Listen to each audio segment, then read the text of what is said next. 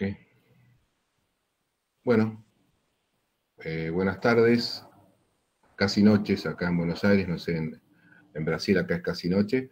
Gracias a todos y a todas por responder a la convocatoria de este encuentro que organizamos desde el colectivo Herramientas junto con los compañeros de Contrahegemonía y Democracia Socialista. Esta es la primera de una serie de conferencias que esperamos realizar para compartir reflexiones de distintos intelectuales y militantes de nuestro continente, para darle un cierto contenido y significado a esto que en este último tiempo se ha definido como una encrucijada inédita, ¿no? Para iniciar este ciclo hemos invitado al miembro del Consejo Asesor de Herramientas, nuestro querido amigo Ricardo Artúnez. Para aquellos que no lo conocen, Ricardo es doctor en Sociología, es profesor del Instituto de Ciencia y de Filosofía y Ciencias Humanas de la Universidad de Campinas, es docente, investigador de varias universidades de Brasil y también en Italia, en Portugal, y ha sido invitado a brindar conferencias y cursos en diversas universidades del mundo. Tiene una amplia también trayectoria militante en los ámbitos sindicales, la enseñanza, los partidos de izquierda, y tiene una actividad política que data ya desde la década del 70 hasta nuestros días. Ricardo ha publicado hasta hoy, me acabo de enterar que hay otro más que nos va a hacer llegar brevemente 13 libros, de los cuales 2 fueron publicados por Herramienta. Uno es Los sentidos del trabajo, que es el primero, del cual ya hay una segunda edición. Y el otro más reciente, Adiós al trabajo, que es un ensayo sobre la metamorfosis y la centralidad del mundo del trabajo. También hay muchos textos de Ricardo publicados en las revistas de Herramienta y Herramienta Web. Y bueno, Ricardo además ha sido un panelista muy calificado de los eventos y los coloquios que organizó Herramienta en Argentina, ¿no? Por lo tanto, consideramos que es más que pertinente su palabra para darnos sus opiniones sobre la situación en Brasil, un Brasil que viene sufriendo una sinergia de fenómenos negativos, nefastos, que ahora se expresan en este caótico e irracional gobierno del neofascista de Bolsonaro y sus aliados, responsables de este manejo criminal, de esta arrasadora pandemia que ya supera el 1,5 millones de infectados y ha cobrado más de 60.000 víctimas. Junto con Estados Unidos, Brasil tiene el 40% de todas las víctimas del planeta, para dar una idea de la dimensión de lo que está ocurriendo en Brasil, ¿no? Es una cruda realidad que ya algunos escuchados ya denominan abiertamente como una verdadera masacre, y que como en todo el mundo tiene como principales víctimas a los sistemáticamente vulnerabilizados, ¿no?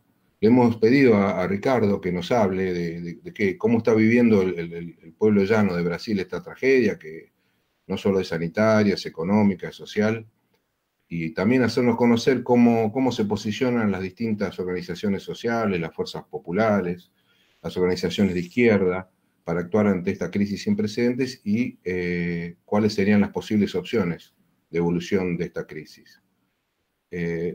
Quiero hacer una mención especial al hecho de que Ricardo tiene en este momento a su hermano gravemente enfermo, internado, con una grave neumonía, y la verdad que el hecho de que se haya prestado y haya manifestado su disposición a participar y a dar su conferencia es rescatable y meritorio en este cuadro familiar que está enfrentando ahora, que es muy duro, por supuesto, ¿no?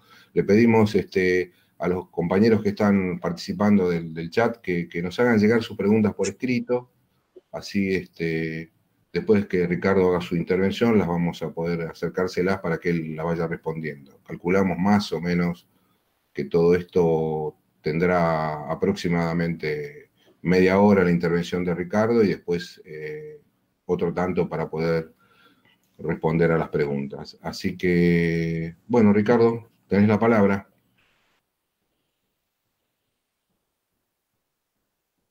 Muy bien, Silvio, muchas gracias. Quiero empezar agradeciendo a todos los meus amigos y amigas de Herramienta. Son muchos. Consigo mirar por la tela, por la computadora, varios.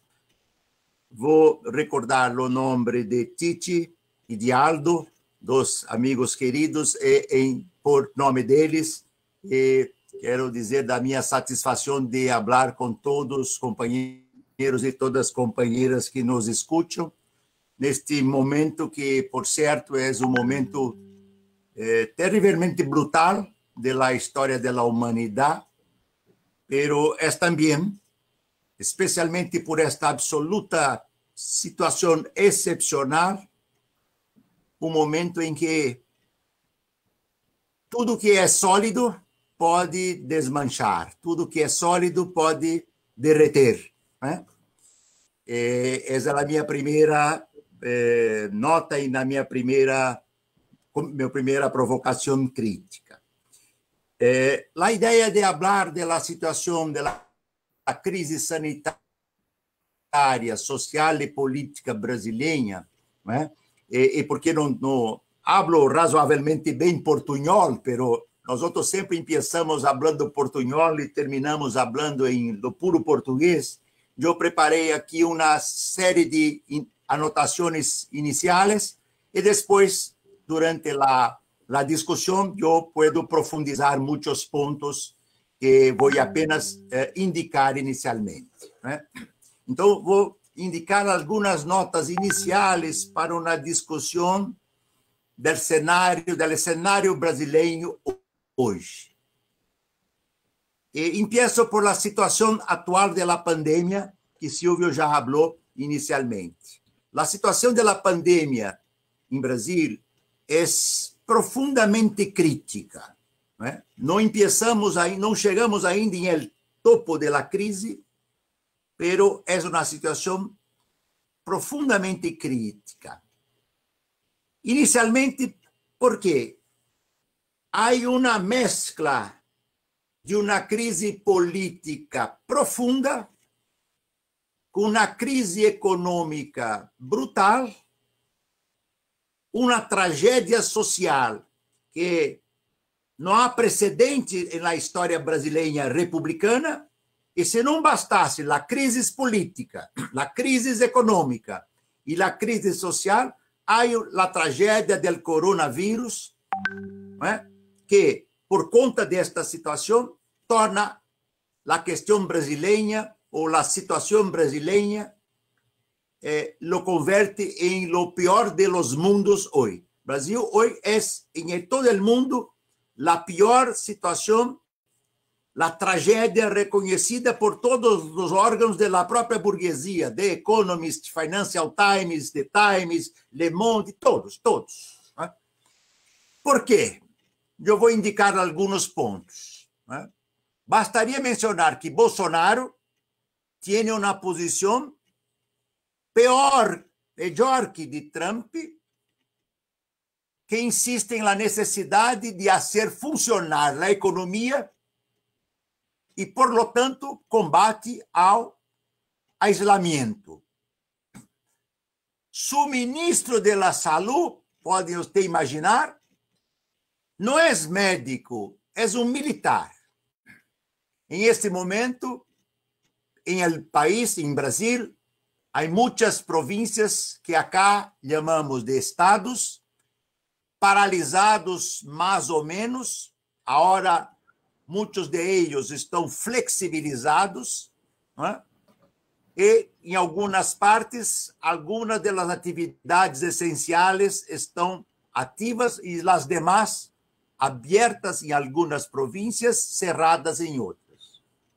Isto permite perceber que a explosão do coronavírus está se ampliando muito e os dados oficiais hablam. Está se ampliando muito e incontroladamente. São mais de 60.000 mortos, acabou de dizer Silvio, né? E 1.500.000 contaminados, pero são dados oficiais. Os dados reais são, por certo, muito mais. Se habla, por exemplo, por lo menos em investigações científicas, 6 ou 7 vezes mais de contaminados, o que chegaria a alguma coisa como 10 milhões de contaminados e se habla também de muito mais muertos. Como há muitas pessoas em las calles e em el trabalho, há uma contaminação ampliada e a crise mais profunda está em São Paulo, Rio de Janeiro, em el sudeste e algumas capitais do nordeste e do norte do país, como Fortaleza, como Manaus, no estado da província de Amazonas. Pero São Paulo é o epicentro da crise do coronavírus em Brasil. Bolsonaro segue dizendo que se deve trabalhar para não morrer. Esta é a sua consigna. A população diz o contrário. Primeiro viver, depois trabalhar. A exceção de los bolsonaristas fascistas, que são hoje mais ou menos cerca de 20 a 30% de los eleitores. Esta é a população eleitoral de Bolsonaro. Portanto, uma questão crucial da luta social e política em Brasil hoje pode ser sintetizada em viver ou morrer, viver ou trabalhar. Né? Se formos recordar as questões cruciais da grande revolução burguesa na França, igualdade, fraternidade, liberdade, por suposto, na revolução burguesa. E se formos recordar a revolução russa de 1917, uma grande revolução operária, proletária, né? E com a consigna pão, paz e terra, uma consigna vital hoje, um ponto de partida para uma discussão profunda é viver ou morrer. Né? A situação brasileira, portanto, é muito complexa. Bolsonaro toma uma clara e aberta posição em defesa da mobilização fascista e golpista, habla diretamente com a população, dando a mão, sacando-se fotografias com a gente que sai a aplaudir-lo, que é cada vez menos pessoas. Isto é importante. E diz que o coronavírus é uma histeria da prensa. Há outro ponto que é importante indicar nestas anotações iniciais, que o coronavírus começou um segundo ciclo de expansão comunitária agora em Brasil, uma vez que a estrutura privada hospitalária está em colapso e a própria estrutura pública também está em colapso, salvo a estrutura privada da alta burguesia, que está sempre separada para os burgueses. Há uma utilização em algumas das cidades. Campinas, por exemplo, a estrutura. Campinas tem 2, 3 milhões de habitantes, a grande Campinas, cerquita, são 80 quilômetros de São Paulo. Campinas tem hoje a taxa de ocupação pública praticamente 100%. Né? O meu irmão, que está doente em situação gravíssima, como falou Silvio, não encontrou, tem convênio de saúde médica e não encontrou hospital em Campinas. O hospital em Campinas está em um hospital cerca de acá 30 quilômetros. Isto dá uma dimensão e é um convênio privado. Isto dá uma situação da nossa cidade. Em las periférias, em las áreas urbanas da periferia, ou em el campo, brutalmente as periférias, e começa a entrar em el campo, em lo interior. Né? E as comunidades indígenas, por exemplo, a situação é próxima do caos. Né? Assim, há um crescimento exponencial de aqueles que vão a transmitir e aqueles que vão a receber vírus. Por isso, a questão vital, viver ou trabalhar, eu comecei com ela. Bolsonaro incentivou a propagação do vírus na medida em que se aproxima, sempre, como já disse, das mobilizações, né? E transmitindo a ideia de que não há, esta é a coisa inicial. Agora cambiou um pouco, não há problema com a gripe, falava, é uma gripezinha, uma invenção da prensa. Um órgão de televisão que apoia o governo, uma TV ligada a organismos religiosos da extrema-direita, né? evangélicos diziam recentemente que a coronavírus era uma criação de Satanás.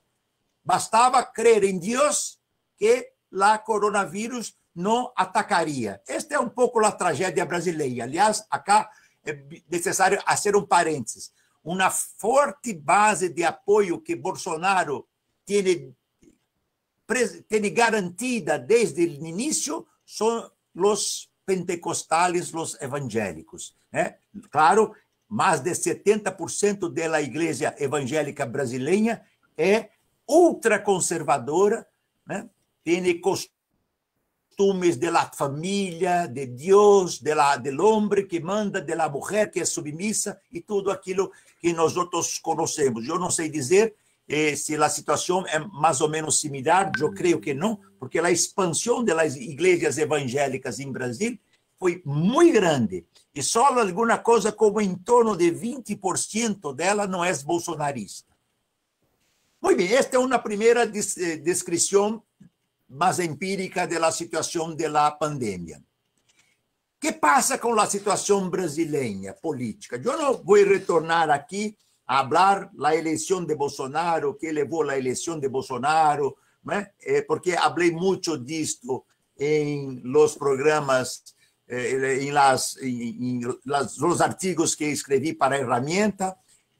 Mário Hernandes, que é um companheiro que muitos conhecem, tem um programa de rádio, chama La Massa, que com muita frequência em Buenos Aires eu faço entrevistas com ele. Pero Bolsonaro hoje se encontra, isto é uma coisa importante, muito mais aislado do que um ano atrás ou do que 6 meses atrás. Por quê? Primeiro, nem sequer está seguindo a Trump, que é seu mentor político. Bolsonaro é uma espécie de subtrumpismo tropical. Para fazer uma análise subjetiva, que, na minha opinião, não é irrelevante, Bolsonaro é uma figura patológica. É uma figura patológica.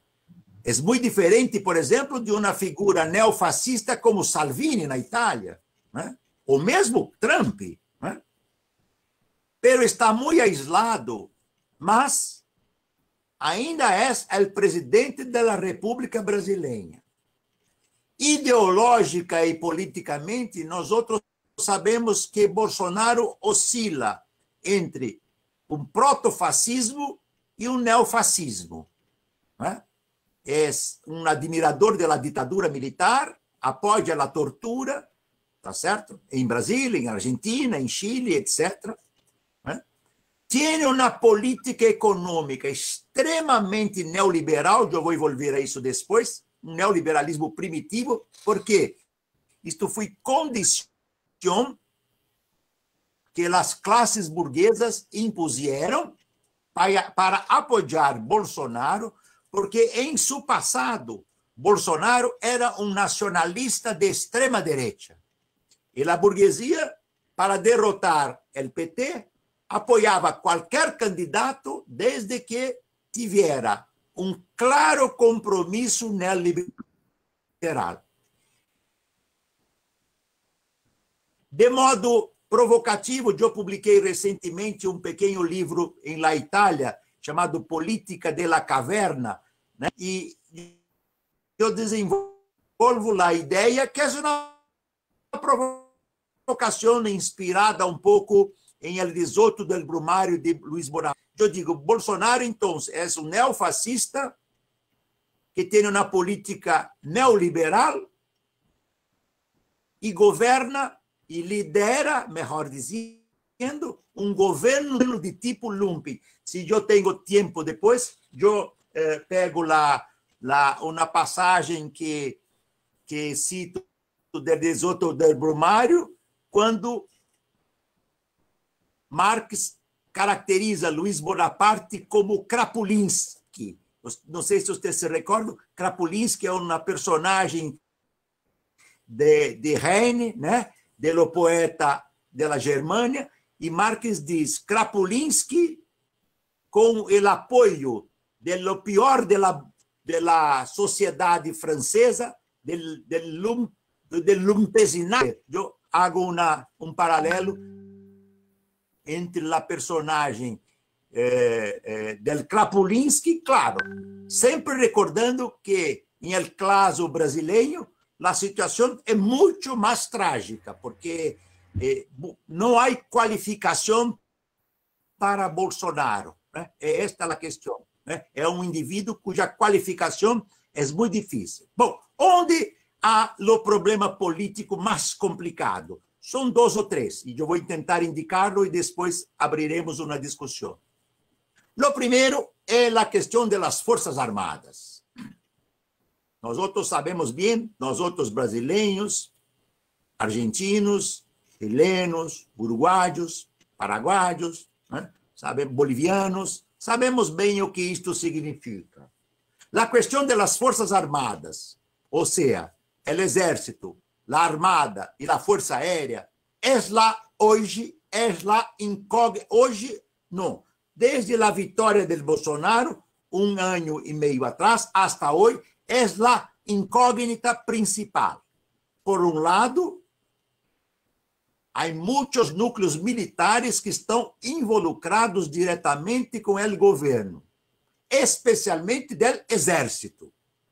Para que vocês tenham uma ideia empírica, há cerca de 130 representantes das Forças Armadas em el Poder Executivo Federal, em los escalones ministeriales, né, los subministérios, né, a alta burocracia, e há quase 3 mil militares que se encontram em la burocracia em geral del governo Bolsonaro. Ou seja, há uma cooptação por 2 motivos: para dar melhores salários e melhores, mais altos soldos, pagamentos a los militares, e por outra, porque Bolsonaro não tinha quadros, seu partido não existia. Seu partido, que agora já é outro. Seu partido simplesmente não tinha quadros para fazer a administração. Tem 3 mil, quase 3 mil militares. Né? Bueno, porque eu tenho aberto o chat. O que significa um problema, por supuesto, para a nossa análise. E aí, por outra parte, em las Forças Armadas, o risco de que, com a miséria, o desemprego, a situação caótica das favelas e das periférias urbanas, pueda ocorrer uma explosão popular, o que obrigaria a uma ação ou intervenção militar. Muito bem. Por outra parte, não é? É possível, e isto claro, são as minhas impressões, não é? Eu não sou um estudioso das Forças Armadas, como todos os companheiros de ferramentas sabem, não é? Mas, por a minha intuição e porque eu consigo acompanhar da crise política brasileira, é possível perceber que há setores das Forças Armadas que não querem se identificar completamente com seu governo, a partir de Lula e de Haddad. Né? Pero, com este desastre da situação de Bolsonaro, empieza a se desarrollar dentro das Forças Armadas, em sua cúpula, né? A percepção de que uma forte identificação entre Forças Armadas e governo Bolsonaro é muito mal e muito nefasta para as Forças Armadas, que desde 64 um pouco de credibilidade junto à população. Ou seja, empieza a se desarrollar um descolamento de los militares frente à corrupção de la família Bolsonaro, de los milicianos, ou seja, do núcleo próximo de Bolsonaro. Há acá um problema complicado. Bolsonaro tem forte apoio da base do exército, dos cabos e soldados, e também da polícia militar, né? A polícia militar em Brasil não é do exército. Há o exército e há uma polícia militar, que é uma polícia armada, pero não é parte do exército. E há também a polícia civil, né? Os policiais civis. E Bolsonaro tem a base deste setor. Ele trabalhava claramente com esses setores para intentar, né, seu golpe de Estado. Esta é a sua base de apoio. Mas há muitas tensões. A cisão entre Bolsonaro e Moro, por exemplo, esta cisão foi muito importante para dividir a extrema-direita, né? E há outras situações, né, que são importantes. Por exemplo, né, o Supremo Tribunal Federal estava com uma posição muito tímida, pero começou mais recentemente a tomar medidas para fazer uma espécie de cerco a Bolsonaro, porque são muitas. Por la Constituição, Bolsonaro tem pelo menos 10, 15 ações anticonstitucionais que poderiam gerar o processo de impeachment. Pero, tá certo? As propostas de impeachment, hoje há muitas, o parlamento tem mais de 30, né? Pero a situação é muito complexa, porque o parlamento não está trabalhando presencialmente. O parlamento, como todos os órgãos públicos, estão fazendo trabalhos digitais. E mais, com o isolamento social, é praticamente impossível fazer grandes manifestações em las calles. E se não há manifestações em las calles de massa, e não é possível haver, por a questão da brutalidade da pandemia, é evidente que o parlamento não se mobiliza. Pero há a situação política hoje é mais ou menos assim, uma polarização muito acentuada. Bolsonaro tem mais ou menos entre 25% e 30% são os grupos de extrema-direita, não todos são fascistas, pero muitos são fascistas. E todos querem um governo de extrema-direita, todos esses de 20, 25, máximo 30. Está reduzindo um pouco, pero ainda é mais ou menos um terço. Todos eles querem um governo de extrema-direita e um golpe militar com Bolsonaro, sem o Congresso e sem o Supremo Tribunal Federal. Amplos setores das classes burguesas ainda apoiam Bolsonaro, pero dada a crise econômica, que vou retomar imediatamente agora, não existe mais, isso é uma coisa importante, não existe mais uma unidade absoluta da burguesia, pois muitos destes setores estão perdendo plata e cerrando as suas fábricas, como é o caso, especialmente das pequenas e médias empresas. Há mais ou menos 30%, tá certo? Que são contra Bolsonaro. Claramente, estão em las esquerdas. Acá estão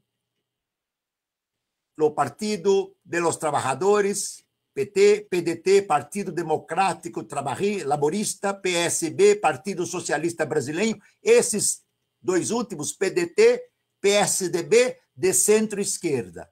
PT, de esquerda moderada.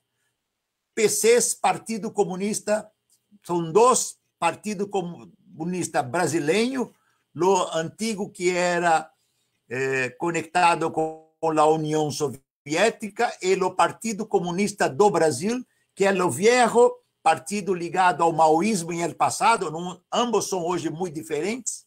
O Partido Comunista Brasileiro, PCB, pequeno e mais crítico, mais à esquerda, isso uma autocrítica interna do capitalismo brasileiro e da sua política de aliança de classes.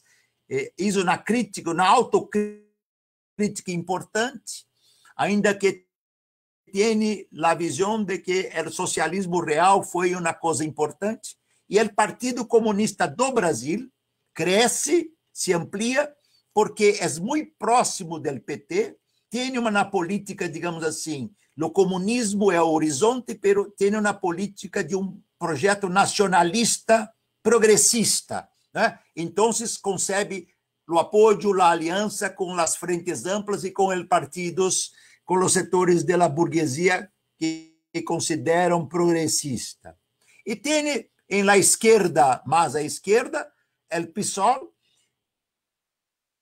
que vive um momento também não é muito simples.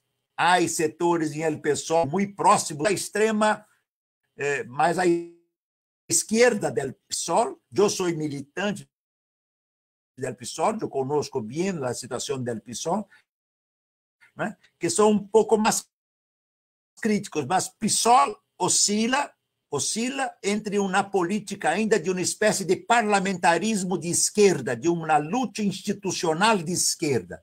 E aí o PSTU, Partido Socialista dos Trabalhadores Unificados, que vocês também conhecem, e que há 2 anos atrás, quase 1.000 militantes saíram do PSTU em uma cisão muito profunda que aislou um pouco mais ainda o PSTU, pero que se mantém. Tem uma estrutura muito forte e muito pequena, pero forte. Né? Muito bem. O apoio a Bolsonaro é maior em los setores, em las capas médias conservadoras. Estas são bolsonaristas. Isto empieza a cambiar por conta da pandemia, porque as classes médias, as capas médias temem por la sua vida e percebem que a política de Bolsonaro é genocida, tá certo? É uma política, tá certo, que não preserva a condição de saúde das capas médias conservadoras. Pero muitos deles ainda são bolsonaristas. Bolsonaro tem um traço messiânico, né, de líder fascista, um pouco de um traço hitleriano, né, e mussoliniano, daquela liderança que habla aquilo que a população gosta de ouvir. Habla fácil, habla simples. Né? Podemos desenvolver depois. Há manifestação popular de cacerolaços contra Bolsonaro, porque não se pode fazer manifestações nas calles. Empieza a haver uma redução no núcleo duro do apoio bolsonarista e Moro. E há manifestações populares, é muito interessante, de los hinchas de esquerda em São Paulo, Rio e outras partes, que saíram às calles. Os meus amigos de Herramientas sabem que eu sou um corintiano fanático, né? Eu torço para o melhor time do mundo, o Corinthians Futebol Clube, Esporte Clube Corinthians Paulista. Estou a fazer um chiste, por suposto. E Corinthians tem a sua origem um núcleo que 20 anos atrás se chamou Democracia Corintiana, mais de 20 anos atrás. Chamou-se 20 e poucos anos, chamou-se Democracia Corintiana, que foi criada pelo jogador, né, o Sócrates, que vocês conhecem. Este núcleo tem uma força de esquerda em uma das torcidas mais populares do Brasil, que é o Corinthians, né? O time mais popular em termos do país é Flamengo. Na situação, então, para tentar uma última parte mais conclusiva, primeiro, que se pode indicar, há uma absoluta impossibilidade não, há uma absoluta imprevisibilidade que pode ser com Bolsonaro. Em la esquema da família Bolsonaro, Bolsonaro está quieto e calmo, porque esta situação pode levar a seu impeachment. Pero Bolsonaro já deixou claro, tá certo, que o seu projeto é armar a população para tomar o poder com o apoio do que chama de população armada. Bom, qual é a situação social brasileira como consequência de tudo isto?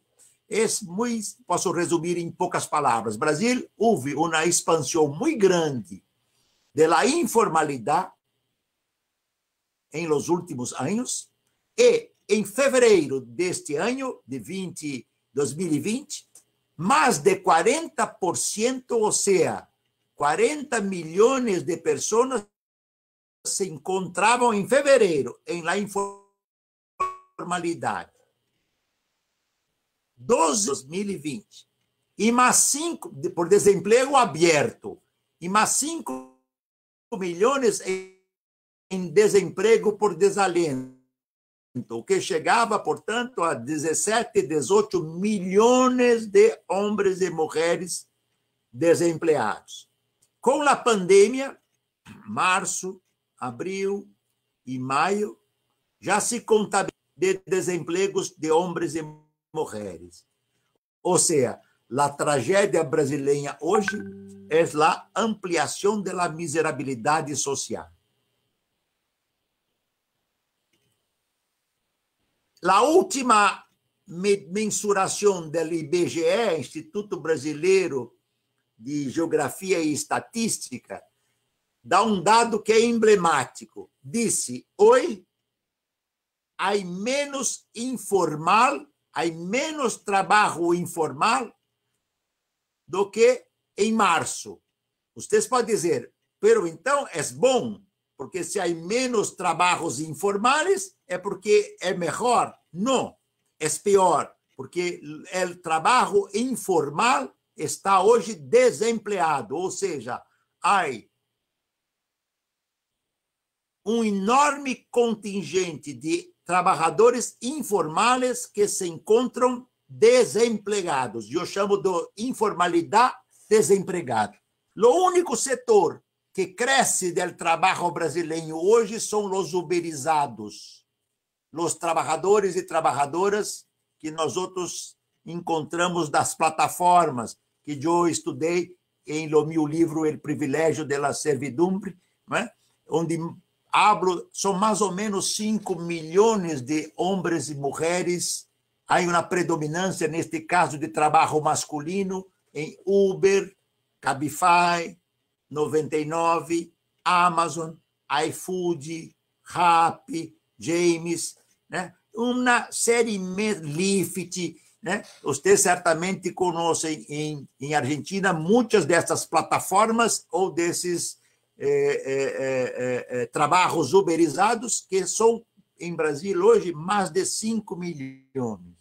São os trabalhos intermitentes, informais, fora de los direitos do trabalho, e são aqueles que fizeram a huelga ayer, né? Ayer não, no dia 1, no dia 1º, uma huelga muito importante que paralisou vários setores do país, porque esses trabalhadores, repito, são predominantemente homens masculinos, não têm legislação social protetora do trabalho. Se são contaminados, não têm como sobreviver. Se param de trabalhar, morrem porque não têm como comer. E a sua huelga foi para melhorar o pagamento, criar um valor mínimo básico, acabar com a situação que a plataforma Uber, Cabify, 99, iFood, Rappi, etc., pode desempregá-lo a qualquer momento. E qual é a artimanha? Repito, eu tratei muito profundamente isto em meu livro Privilégio de la Servidão e mais muitos artigos em ferramenta que tratei disso. Né? A alquimia é a seguinte: alto índice de informalidade com trabalho utilizando-se das tecnologias de informação e comunicação. Todos eles e elas têm que ter um celular para se conectar com uma plataforma, né? E, por serem chamados de prestadores de serviços, estão completamente excluídos da legislação social protetora do trabalho. Vocês certamente conhecem o magnífico filme do gênio do drama social, o Ken Loach, em seu último filme, que aqueles que não puderam mirar esta película, eu sugiro que a façam, né, que é muito importante, né, que é Yes, We Missed You. Né? Este é o título em inglês original da película de Ken Loach, que para mim é uma aula de que significa essa tragédia do mundo do trabalho. que passa, então, para concluir, que já passei um pouquinho do tempo programado, né? Com o fim ou la disminuição da pandemia, vamos ter muitas manifestações de massa. Posição em Brasil. Um movimento é digamos assim, del centro, incluindo o centro-esquerda, que quer unir todos que são contra Bolsonaro. E há, pero com muitas dificuldades, um outro movimento de esquerda, né? Pero que também está oscilante.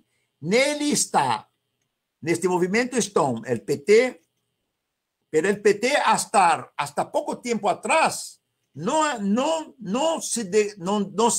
defendia o impeachment de Bolsonaro. Há muito pouco tempo o PT começou a defender o impeachment de Bolsonaro. O PSOL também oscilou, eu digo com tranquilidade porque sou del PSOL. Há 3 meses, um grupo mais de esquerda del PSOL fez um pedido que nós outros, por certo, apoiamos de impeachment de Bolsonaro, mas agora ampliou-se. PT, PSOL, PCs, tá certo?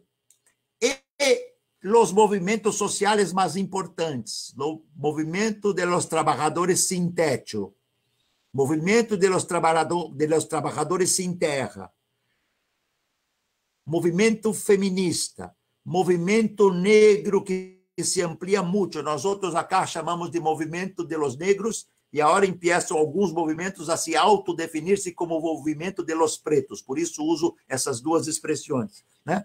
E as comunidades indígenas começam a lutar. E há mais ou menos uma disputa, e está muito tensionado, porque uma parte da esquerda quer apoiar uma frente ampla, uma vez mais uma frente ampla.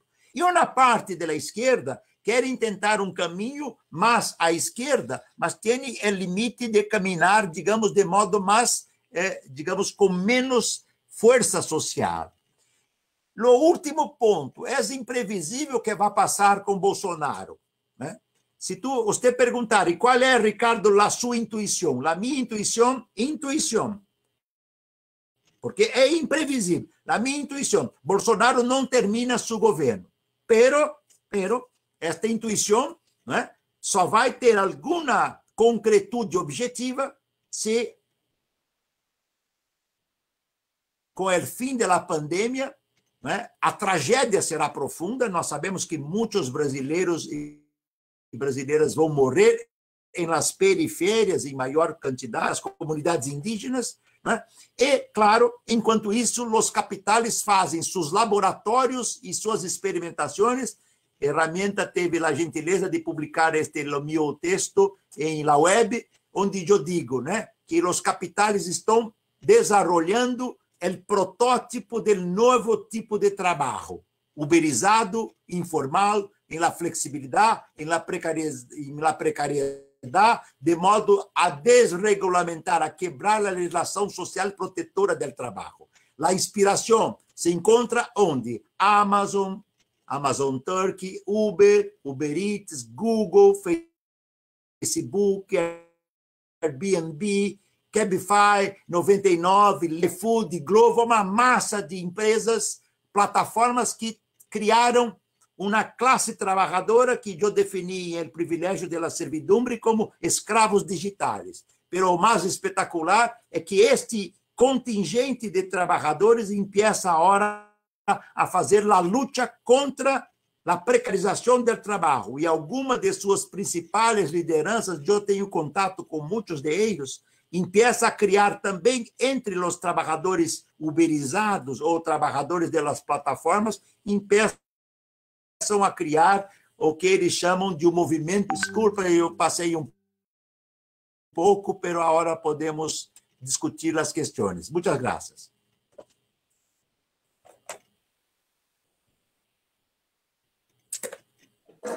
Está silenciado, Silvio.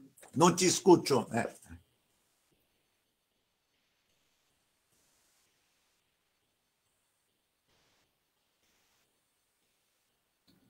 Ahí va, ¿sí? Ahora sí. ¿Se me escucha? Ahora sí. Bueno, no, te Pronto, decía... Silvio, gracias. No, Escucho bien. Bueno, gracias por tu esclarecedora intervención sobre la situación de Brasil y de los movimientos políticos y sociales. Tenemos algunas preguntas que han hecho llegar los compañeros que yo quisiera transmitirte. A ver, una parte de estas preguntas creo que ya han encontrado respuesta en tu propia intervención, pero empezando por la que hace el compañero de Democracia Socialista. Él considera que la izquierda está como desdibujada en la crisis, o por lo menos lo que uno lee desde aquí es que la presencia de la izquierda no tiene un lugar trascendente en medio de la crisis. Y según tu opinión, ¿cuál sería el papel, aparte de lo que tú mencionabas, como por ejemplo el impeachment a Bolsonaro, la unidad para imponer el impeachment a Bolsonaro, o cierta resistencia de algunos sectores sociales? ¿Cuál sería el programa o la plataforma o los mecanismos que tendría que tener la izquierda para darle una salida, digamos, no continuista a la crisis de Bolsonaro y a la crisis de la pandemia?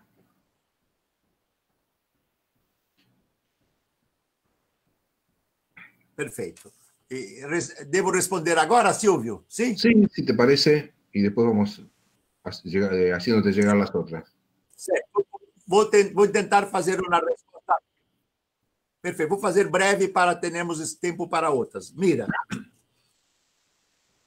é a frente ampla que se desenvolve, parecida com aquela que vocês conhecem em Argentina, em Uruguai e outros, sequer está pedindo, sequer habla em fim de Bolsonaro, não habla em fuera Bolsonaro, não habla em impeachment de Bolsonaro. É uma frente que diz a situação é caótica e é necessário cambiar. Mas há um problema para a esquerda. O vice de Bolsonaro é Mourão.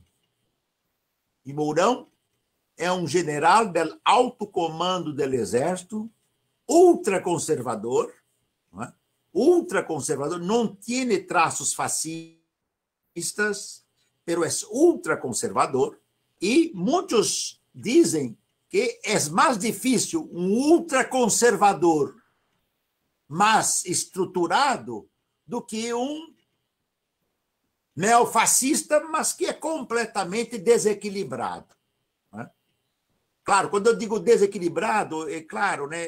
Bolsonaro tem uma sensibilidade política, né? De perceber, né? Por exemplo, ele não abre mão das suas redes sociais, certo? Porque é onde ele habla diretamente com os núcleos fascistas. Pero de los cercos é mostrar que essas redes sociais, ao praticar fake news, tomaram medidas anticonstitucionais ao solicitar a volta da ditadura, o AI-5, o sistema del terror, estão sendo cercados por conta disso. A esquerda, Silvio, o problema é o seguinte: a maioria da esquerda brasileira, como disse bem o companheiro que hizo a questão, né? A esquerda vive seu pior momento em Brasília. Ela perdeu o protagonismo que tinha. Por que perdeu o protagonismo? São muitos motivos. É lulismo, a hegemonia do PT. Durante todo esse período que Lula esteve em el cárcere, praticamente toda a esquerda só tinha uma proposta. Estou generalizando um pouco porque o tempo não é absoluto para nós outros. Né? A hora que Lula não está mais em el cárcere, a esquerda não tem uma proposta. Né? Ela está muito oscilante. Né? A paralisia, você pode imaginar, a paralisia também é complicada, porque como se hace a luta digital? Como se hace a luta em um sistema em que não pode se ir às calles, entende? Los hinchas de los clubes, os setores populares, fizeram algumas manifestações, porque esses não podem fazer o isolamento. Esses trabalham nas periférias, porque se fazem isolamento, morrem de fome. Então, pero esses são núcleos populares, são pequenos, e mesmo assim, como há muitas mortes nas periférias, não é possível agora fazer manifestações de massa. Na minha opinião, é isso que defendo em El PSOL, isso que tenho estou fazendo em todas as minhas conferências, debates, lives, como se chama por aqui, né, utilizando a palavra inglesa, né? Nós outros de esquerda estamos desafiados a reinventar um novo modo de vida. Reinventar um novo modo de vida. Não é mais possível repetir, Lula saiu do cárcere e não fez a mais remota autocrítica em relação à sua política de conciliação de classe. Por el contrário, disse que só ele é capaz de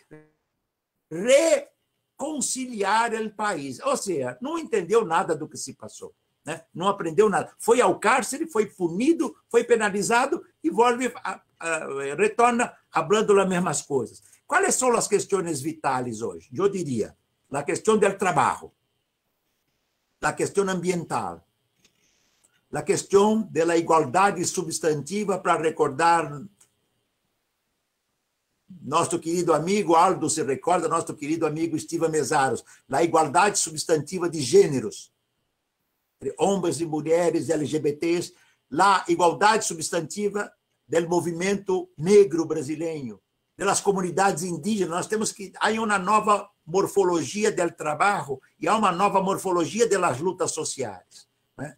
O desafio seria partir das nossas questões vitais. Então, eu disse trabalho, a questão ambiental, a questão da igualdade substantiva entre os gêneros, uma concepção de classe trabalhadora que compreende as identidades e as diferenças entre homens e mulheres, brancos e negros, negros e indígenas, indígenas e imigrantes, que contemple a liberdade sexual, que lutam os LGBTs, né? Ou seja, há esse complexo, mas uma parte grande da nossa esquerda partidária está pensando na próxima eleição para alcaide, né? Em outubro ou novembro. Ou seja, é a lógica muito institucional. E por esta lógica institucional, de menor resistência. Este é o espaço da luta que a burguesia nos chama e ganha. Então, eu diria que é preciso reinventar. Assim como a Revolução Russa, pão, paz, que são as questões vitais hoje. Né? Quais que são as questões vitais que podem mover a humanidade? Que a humanidade que trabalha, que a classe trabalhadora em sentido amplo, possa, digamos assim, entender como as suas questões fundamentais e fazer a sua luta. Há um ponto muito importante que está ao largo das esquerdas. Há um movimento de auto-organização nas periferias e esta huelga de los trabalhadores e de las trabalhadoras de 2 dias atrás. Eu não sei, Silvio, como você chama os trabalhadores de plataformas na Argentina? Como vocês chamam? Esse de la Uber, Cabify, uberizados. iFood, ¿cuál es el nombre que usted llama? El término más común que se utiliza es la uberización del trabajo, digamos, ¿sí? Que acá tiene es lo mismo. Empresas muy similares. Es lo mismo. Son corporaciones internacionales y tienen más o menos la misma metodología y trabajan con los mismos criterios. Pero sí, el enfoque principal es la uberización y básicamente aquellos que hacen delivery. El núcleo principal de esos sectores están en los que hacen delivery, que han crecido también muchísimo acá en la Argentina por la situación de la pandemia y que la gente recibe mucho en la casa y no sale de la casa, ¿no? Se ha multiplicado ese trabajo acá. Perfeito. La mesma denominação. Há um processo de auto-organização desses setores. Né? É muito importante este processo de auto-organização desses setores. Eu penso que passa por aí o desafio da esquerda de esquerda. a nossa esquerda de esquerda ainda é muito dependente da luta institucional, da luta parlamentar e, em última instância, da frente ampla da burguesia. Mesmo quando dizem que é contra, acaba sendo parte dela. Pero, claro, há ponto importante, que é o vital hoje. O vital hoje, aqui e agora, é derrotar Bolsonaro. E isso só pode ser pelo impeachment, e que deve derrotar Bolsonaro e seu vice, porque senão fica só metade da coisa feita. Ricardo, mira, aquí un compañero de Contrahegemonía, sacando un poco la situación o tomándolo de Brasil, te hace acercar la siguiente pregunta.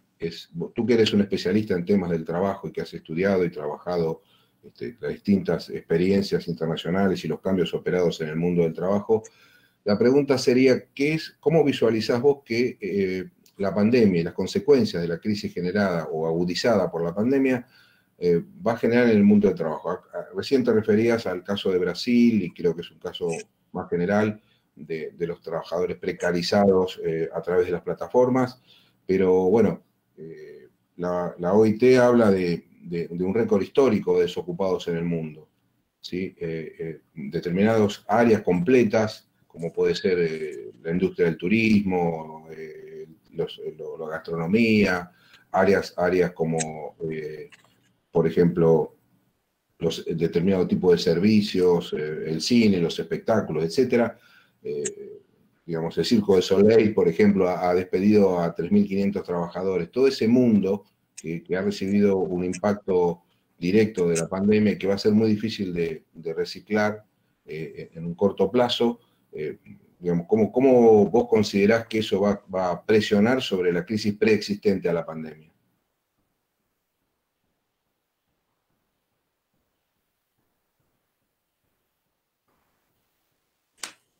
Perfeito, Silvio. Eu vou tentar indicar 2 pontos, não é? Em ferramenta, como se chama, capitalismo pandêmico, que acabou de ser publicado, que me ajuda a dar mais exemplos. Eu penso o seguinte: já em el laboratório del capital e as suas experimentações em relação ao trabalho, já há protótipo del novo trabalho. Qual é o protótipo hoje del novo trabalho? É o trabalho altamente tecnologizado, com as tecnologias de informação e comunicação, internet das coisas, a inteligência artificial, não é? Big Data, não é? Machine Learning, todo esse maquinário digital para substituir o trabalho vivo que será expulso, posto fora para aumentar a superpopulação sobrante de força de trabalho. Ponto 1. 2. Pero o sistema metabólico do capital, eu chamo este e-book que acabei de publicar por la Boitempo, né? Eu chamo de sistema de metabolismo antissocial do capital. A minha inspiração aí é de Marx e, de novo, de Mesaros, né? De alguns elementos mais atuais. Esse sistema de metabolismo antissocial do capital só pode crescer destruindo o trabalho e destruindo a natureza. Bom, a destruição da natureza nós estamos vendo aquecimento global, degelo. Por que eu chamo de capital pandêmico, capital virótico? O aquecimento global traz o degelo. O degelo faz com que milhões de vírus que estavam congelados estão volando pelos ares, né? São gafanhotos, não? São em Argentina, em Paraguai, em Uruguai, são lo Godzilla, né? Aquela poeira que vem do exército de Saara, são os vírus coronavírus, Covid-19, ayer se falava de um outro tipo de coronavírus que já está localizado né, em alguns setores da produção agrícola e rural da China. Ou seja, esta é a tragédia mundial. Você se recorda, né, que aquela formulação que Mesaro hizo 10, 12 anos atrás, né? Nosso desafio é socialismo ou barbárie, vírgula. Se tivermos sorte, e Mesaro estava certo, porque nós outros agora não estamos na barbárie, nós estamos no inferno inferior do inferno de Dante, nós já estamos para além da barbárie. São 60 mil mortos no Brasil. Né? Nos Estados Unidos, né? Aliás, a única coisa que nós vamos ver como diferente, e eu penso que isso não é irrelevante, será a derrota de Trump este ano nas eleições. A derrota de Trump terá um peso muito importante para o início desta contra-revolução preventiva da extrema-direita e do fascismo, que vai sofrer um duro golpe. Independente de quem ganhar as eleições, que nós outros não temos nenhuma ilusão, né, do significado de Joe Biden, etc. Mas, de todo modo, né, nós estamos vivendo uma situação que, volto à tua pergunta, Silvio, se o sistema metabolizado, eu falei em 40% da informalidade em fevereiro. Daqui 2 anos, em Brasil, eu vou falar em 60% da informalidade. Daqui 4 anos, eu vou dizer em 80%, 90% da informalidade.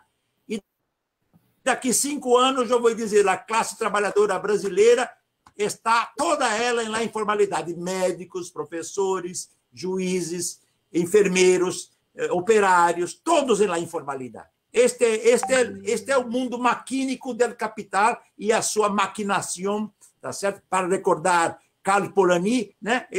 Como se diz, molino selvagem, né? Não sei como você pode dizer em espanhol a expressão feliz del Karl Polanyi. Né? Esta é a tragédia, tá certo? Então, nós vamos ser todos informais. E, claro, mais intenso em el sul do mundo. Por quê? Porque a precarização é um traço constitutivo das periférias. Mais precarização. Sabe que existe um sistema na China hoje que se chama Sistema 996, que é utilizado em la Huawei, que produz celulares, né? Que produz celulares, de iPads, iPhones, e que é utilizado em la outra gigante da indústria de informática chinesa, que é a Alibaba. Que significa Sistema 996, que gerou muitas greves na China recente? Trabalhar das 9 da manhã às 9 da noite, 6 dias por semana. Este é o admirável mundo das nossas burguesias. Ou seja, 12 horas por dia, 6 dias por semana, 72 horas por semana. E ainda os burgueses vão dizer, mas está reclamando por quê? Pode descansar, pode repousar no domingo. Esta é a tragédia. Eu estou citando 2 das mais potentes empresas chinesas. Ah, pero é diferente. A Apple produz no sul Apple, né? Em la Foxconn, na China.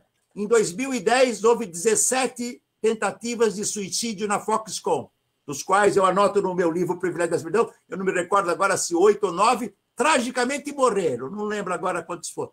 Isso em 2010. 2011, repetiu 2012, por isso que houve uma explosão de huelgas na China. Né? Então, este é o protótipo, este é o que o capitalismo nos prepara. E para todos, não só para os obreiros, todos nós outros seremos uberizados. Você já conhece o que é ser professor na Universidade Argentina. O mesmo está se passando aqui. Segundo ponto, ensino à distância, tecnologia de informação, substituindo força humana. Recentemente, todos os grandes grupos burgueses de educação, há um que tem mais de 1 milhão de alunos, está introduzindo educação à distância e robôs para fazerem a avaliação de trabalhos escritos. Ou seja, um robô vai ser o novo professor. e na semana passada um desses grupos demitiu 300 professores. O Santander, em Brasil, está propondo a demissão voluntária ou trabalhar em suas casas. Eu trato disso no meu pequeno livro. Mas trabalhar em suas casas, no home office, o que significa para o capital? Redução de custos, fragmentação e individualização da classe trabalhadora, todos e todas. 3, tirar o trabalhador e a trabalhadora da luta, da consciência, da reflexão coletiva, da sociabilidade que existe no trabalho. O pior trabalho, às vezes, é melhor que o inferno do lar, da casa. Nós estamos vendo na pandemia agora o aumento de feminicídio, a duplicação ou triplicação da jornada de trabalho em las mulheres. Há pesquisas, investigações mostrando que em las revistas acadêmicas desde os últimos 2, 3 meses há muito menos artigos de investigadoras e professoras mulheres do que de los homens. Por quê? Porque as mulheres estão trabalhando mais, cuidando da educação de los filhos, organizando as casas. Ou seja, o home office, que pode parecer uma maravilha para alguns, aumenta os números de separação de matrimônios, para não falar, como já disse, da violência e do feminicídio. Ou seja, são muitos e todos esses laboratórios estão sendo maquinados por el capital. O Silvio pode perguntar, bom, e que alternativa nós outros temos? Por isso, comecei na primeira frase que disse no meu debate. Tudo que é sólido pode derreter, pode desmanchar. Você pode compreender assim? Já estou em puro português. Tudo que é sólido se desmancha em el ar. Lembra desta frase magistral? Claro. Mira, para terminar, digamos... Eu dou 2 exemplos. Que esta pandemia, 2 ou 3 exemplos, que esta pandemia nos ensinou. E 1 minuto, porque assim fecha o bloco, né? Que essa pandemia nos mostrou. Primeiro, se trabalharmos pouco, só em questões essenciais, e eliminarmos o trabalho supérfluo, cambiamos o sentido do trabalho. Mas para isso é preciso combater as corporações e as grandes empresas privadas. Vamos enfrentar o capital. 2, se reduzirmos a jornada de trabalho, centenas de milhões no mundo trabalham 8, 10, 12, 14, 16 horas. E outras centenas de milhões trabalham 1 hora ou 2 por semana. Está errado. Temos que cambiar o sistema de metabolismo social. O que aprendemos com a questão da natureza? São Paulo, Campinas, há um mês atrás que havia um isolamento grande. Se em tráfico pudemos respirar melhor o ar, não há tráfico e não há indústrias poluentes. Temos que combater a indústria automobilística e a indústria que polui. De novo, temos que nos defrontar contra o sistema de capital. Pero isto é fácil falar. A questão vital é como a humanidade que trabalha pode pensar. Bom, último ponto. Se a esquerda é incapaz de propor um novo modo de vida, é difícil imaginar que a direita vai oferecer isso para nós outros. Eu tenho falado isso muito aqui, porque na última eleição para a presidência do Brasil, em 2018, não houve um candidato de esquerda que falou seriamente em uma proposta socialista e um novo modo de vida. Era tudo para consertar o capitalismo. E nós estamos vendo que nós estamos no capitalismo pandêmico e virótico, sem conserto. Eu acho que já falei muito, Silvio. No, perfecto. Mas yo estoy a disposición. No, digo, hay varias preguntas que la voy a sintetizar en una sola para ir cerrando ya la iniciativa, que tiene mucho que ver con lo que vos planteabas recién y que es común escuchar en las reflexiones filosóficas, sociológicas y políticas sobre que marchamos hacia una nueva normalidad sobre la cual vos has hecho referencia recién en el mundo del trabajo y también marchamos a un reajuste gigantesco de lo que nosotros considerábamos esa normalidad dejada atrás, ¿verdad? Nada será igual es otra de las frases que se escucha en estos tiempos. Ahora bien, en eso nuevo que puede surgir, sobre lo cual hay múltiples hipótesis y posibilidades para pensar y reflexionar. Uno de los temas que vos has mencionado es cuál es la fuerza capaz de llevar adelante estas transformaciones. Entonces acá hay dos preguntas que se relacionan con eso. Uno, un compañero pregunta si la unidad de la izquierda, la posibilidad de crear una unidad de la izquierda por encima de los acuerdos, o que motorice en todo caso los acuerdos más generales en contra de Bolsonaro, podría ser un camino. Y otra pregunta es si la izquierda ha demostrado hasta ahora su incapacidad de poder actuar en la política y de incidir en el curso de las acciones que están pasando, no solamente ahora con la pandemia, sino antes de la pandemia. No es necesario repensar una nueva forma de actividad de la izquierda, refundar un nuevo tipo de izquierda que esté a la altura de lo nuevo que se viene, ¿sí? Y no seguir pensando en las formas inerciales, de alguna manera, de la izquierda existente.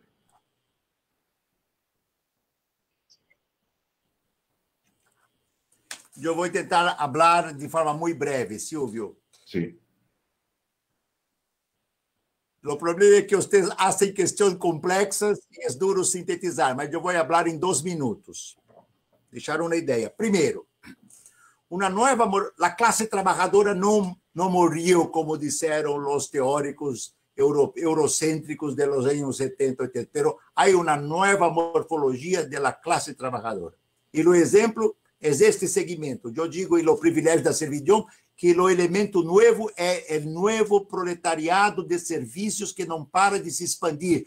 Obreiros, homens e mulheres, uberizados, das plataformas, da indústria hoteleira, do fast food, do call center, do comércio, do turismo, esta massa imensa que, em geral, a esquerda, hasta hoje em Brasil, hasta hoje, há setores de esquerda que dizem, pero os uberizados não querem os sindicatos. Para mim é normal. Por que os uberizados não querem os sindicatos? Porque têm a impressão que o sindicato não é bom. Claro, há aí um elemento ideológico. Hayek dizia desde a pós-segunda guerra que os sindicatos são inimigos do capitalismo. Lembra-se o livro El Caminho de la Servidumbre? Dizia, o sindicato há que abolir ou torná-lo sindicato burguês de conciliação.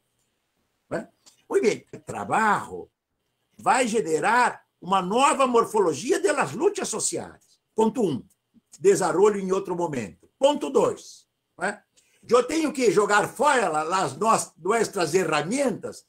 Eu vou jogar fora o movimento social, eu vou botar fora os partidos, eu vou botar fora o sindicalismo de classe? Não. Só que os movimentos sociais já tinham uma coisa muito importante. Eles tocam em questões vitais. É querer muito esperar que eles tenham um projeto de sociedade de futuro.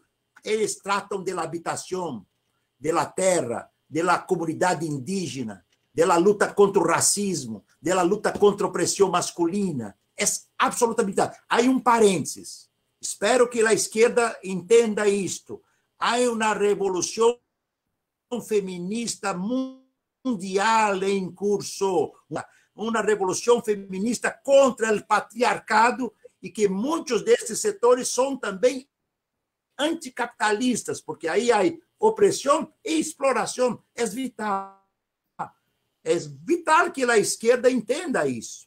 2, os sindicatos de classe podem se reinventar, como sindicatos de ofício em século XIX se reinventaram e se tornaram sindicatos de classe no século XX. E os partidos de esquerda têm que parar de lutar na linha de menor resistência. Chega de jogar todo os opções. Mas esta ideia de melhorar o parlamento, melhorar a prefeitura, o alcaide, a província e as lutas sociais de lado. Então, movimentos sociais, partidos e sindicatos são as nossas ferramentas. São esses os pontos de partida. Nós temos que começar a começar a refletir quais são as questões vitais do nosso tempo. Não nos interessa mais as questões que não são vitais. Se encontrarmos as questões vitais, termino com 1 minuto. O Lukács diz, em uma passagem dele da Ontologia do Ser Social, que vocês espetacularmente vêm publicando em língua espanhola. E Lukács diz alguma coisa assim: a vida cotidiana é uma sucessão interminável de ser e mais irrelevantes. Ser e mais. O que eu vou fazer agora? Vou cerrar a nossa debate e vou preparar a minha cena. Não é uma questão crucial. É preciso, para que haja situações revolucionárias ou de câmbio social, é preciso descobrir quais são as questões vitais. Esta é a minha modesta contribuição. Já falei muito, mas eu tenho brincado muito nos últimos anos. Eu disse, nesta altura da vida, e com o mundo acabando, ou se habla agora ou não vamos poder falar mais. Tchau. Gracias.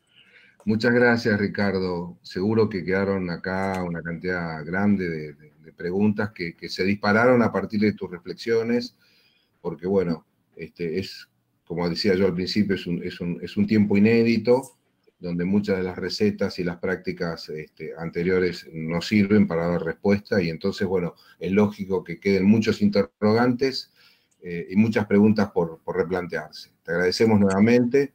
Esperamos que tu hermano se pueda recuperar. Le agradecemos también a los compañeros que han participado de la actividad, que han respondido a nuestra convocatoria. Reitero esta idea de que vamos a seguir, junto con los compañeros de Contrahegemonía y Democracia Socialista, haciendo nuevos encuentros con otros referentes intelectuales y militantes de América Latina.